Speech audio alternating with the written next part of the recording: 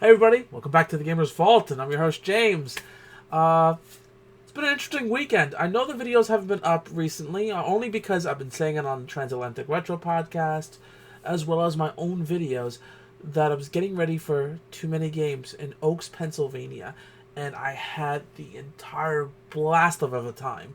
And I got some still shots to show you, some small video.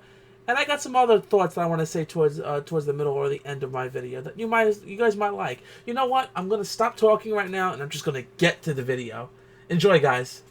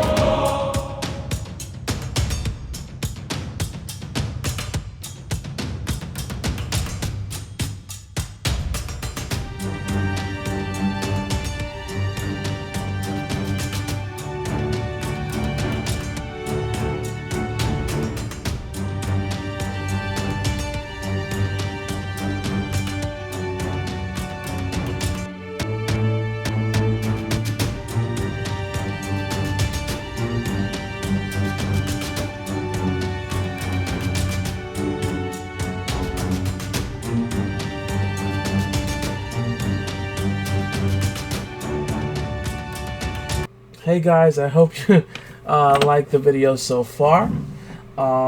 Towards the end, we're getting towards the end of my video now, and once you get done with Too Many Games, we had a dinner, and this is for the VIP for the final boss ticket. They let us have a dinner with a lot of other people that were just participating or volunteering, and it was done at the Hilton, not too far from our hotel. We're at the Hampton. So it was like down the road from there. And everyone got together. We had a wonderful dinner.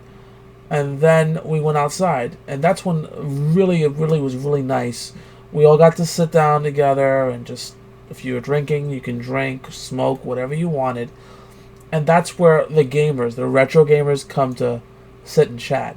So the next portion of my video is going to be regards to that whole segment, and I hope you enjoyed it. It was a great conversation, wonderful guys, and I just hope that you guys enjoy the conversation next. Also, the next thing I wanted to discuss real quick before I end, because it's the last time I will be showing up on the video, is a podcast. Now, usually I recommend my podcast, Transatlantic Retro. I have 5 other wonderful guys that I talk to, and it's just wonderful. So if you haven't done that, I'll drop at the bottom of my video description below, and you guys can check out the Retro Podcast. There's another one I just found out. It's called Residents of Evil. And as you guys should know, or you have not found out yet, I'm a huge Resident Evil fan. I collect a lot of Resident Evil stuff, and I'm just phenomenal. And Residents of Evil is it's a podcast, don't get me wrong. It's probably more of an Android podcast, but you can also listen to them on YouTube, and I'm going to drop their link below.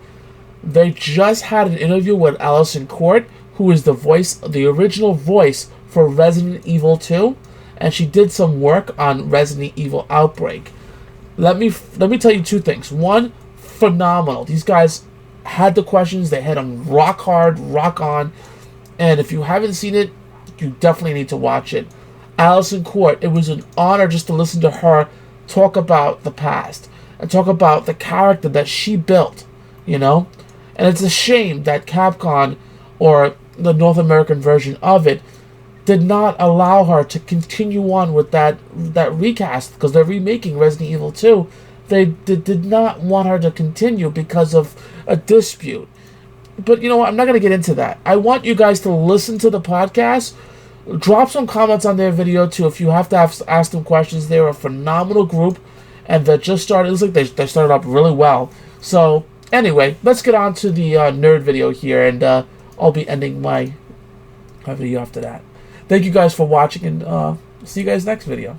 Take care. This is fantastic. Voice activation, that's the future. Like, PlayStation's really doing a great job here. So I was like, I gotta get the game. Yes. I gotta get the headset also. So I'm like, okay, $75, whatever. I'm still gonna look forward to this. Okay. So I get the game, and I get to the main menu, the tutorials, because they have to recognize your voice. So it says, say this word. We don't understand you. Okay, let me say it again. We don't understand you. Okay, let's try this again. 25 minutes goes by. On the tutorial? And I'm still in the first word. And I'm just like, okay, I spent $75. I'm not mad. I'm gonna push through here. In short, it's a great game. So 20 minutes later, I finally get past the tutorial, and I get this very beautiful, graphically looking game. It's very beautiful. It is this elegant party. There's like a monster, like, invasion. Very cliche, of course, but whatever. It's Konami, you know. But although I don't totally hate you, Konami. I go on record and say that. I don't totally hate you, Castlevania. Castlevania, such a great game. So yes, you've made some. Metal Gear Solid. You've made some great games.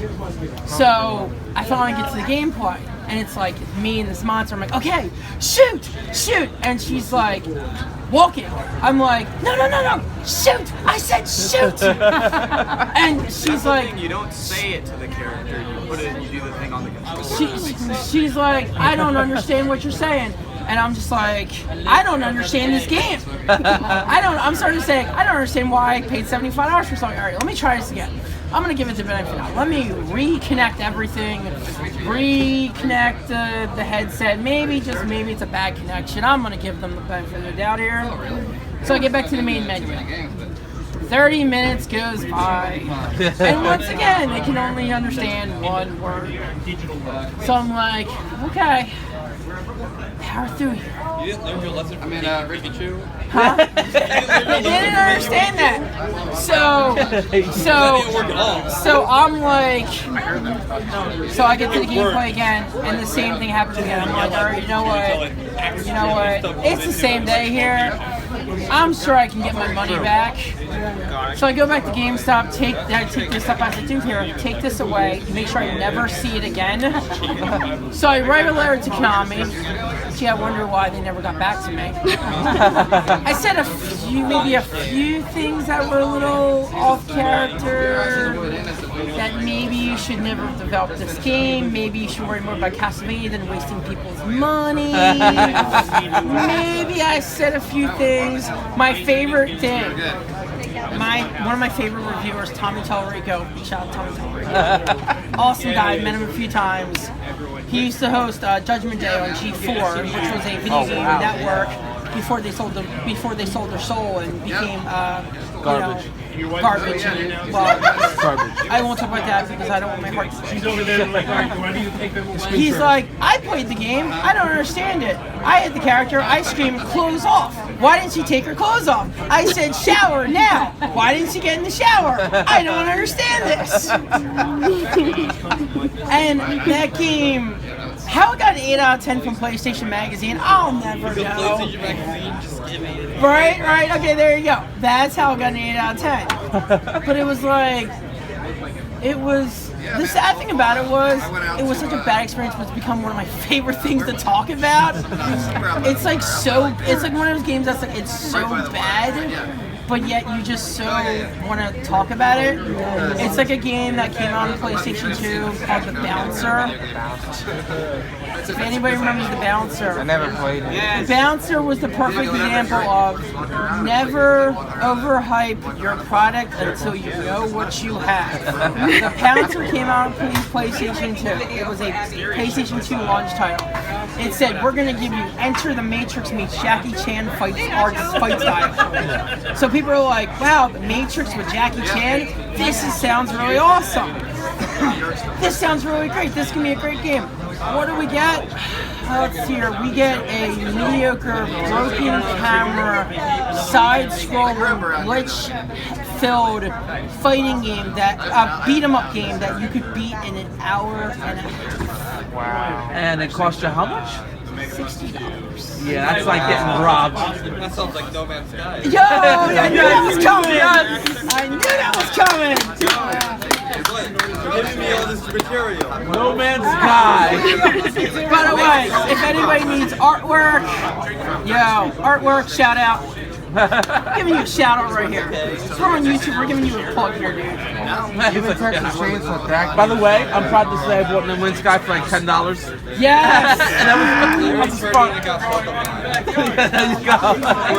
You both are my heroes. That's how much that game is worth. Again for $5. You get it for $5? Both are my heroes. Seriously. That's dirt cheap. I was rated by No A Man's sandbox Sky game. I love sandbox. And then I saw the reviews. I'm like, am I missing something here? Like, this is supposed to be like the game of the year. It was game of the year. If you count Sure, it was game of the year. Like mistakes. Sure. it had the most coverage. Hey, if that gets you game of the year review, game of the year, sure. But if that's what gets you game of the year, then hey, overhyped games. They actually did fix a lot of problems and added stuff. But by then, It's still not as what it should have been, but unfortunately, by then it kind of just like It was too late. it's too late. The Steam was gone. The Steam was gone. It's over. Steam. No, I was very good. Greenlight being killed off a while ago. Yes. Thank God. It's like thank God. Actually, no, I'll give Greenlight this much. Jim Sterling actually had a good series for a while. That's the Steam Greenlight trailers. Green light trails. That's awesome. And the whole Digital Homicide saga. Digital Homicide. Love it. Love it. Let me ask you a question. I got one for you guys. I'm sure you guys seen E3 this year. So I'm gonna go a little bit. I don't care about E3. Real quick, hold on. The Xbox, the new Xbox One, whatever they want to call it.